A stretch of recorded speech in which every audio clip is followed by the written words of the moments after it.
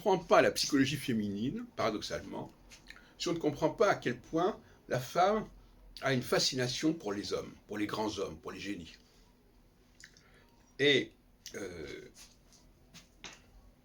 que j'appellerais la manne du génie, la manne de Zen au sens de la Bible.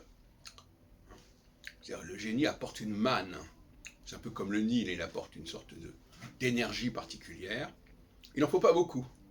C'est pour ça que souvent, les génies ont un grand nombre d'égéries et de disciples.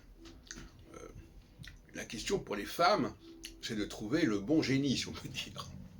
C'est-à-dire de se connecter avec un personnage providentiel qui est un peu une sorte de religion, en fin de compte, mais qui peut aussi s'inscrire dans la vie sociale, d'une certaine manière. Mais je dirais que c'est globalement les femmes qui choisissent le génie, qui le choisissent en convergeant vers lui. C'est le phénomène de l'aimantation, l'imaille de fer. Voilà, elles vont vers, elles le désignent quelque part. Et dans beaucoup de groupes, on voit que certains personnages sont comme cela désignés par les femmes, par leur nombre. Elles ont l'instinct du génie. Elles ne sont pas géniales, mais elles ont l'instinct du génie. Et elles ont la religion du génie, de toute manière. Voilà comment je vois les choses.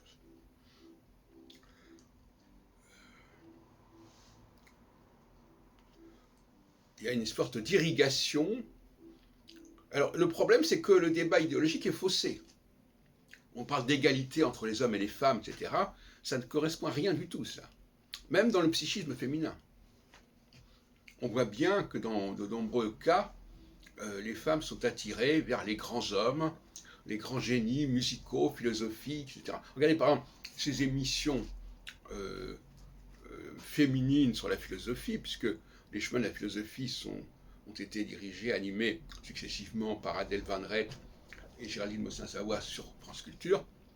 95% ce sont des hommes qu'on mentionne.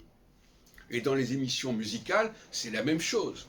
Donc il ne faudrait quand même pas se voiler la face et jouer la politique de l'autruche. C'est évident que les femmes ont l'instinct, ont le goût du génie masculin. Et le nier, ça n'a pas de sens. Parce qu'à ce moment-là, on casse la dynamique. Voyez-vous ? On ne peut pas demander à des femmes de se concentrer uniquement sur les femmes géniales, sur les compositeurs géniaux, sur les philosophes géniaux, sur les poètes géniaux même. Ça n'a pas de sens. On sait très bien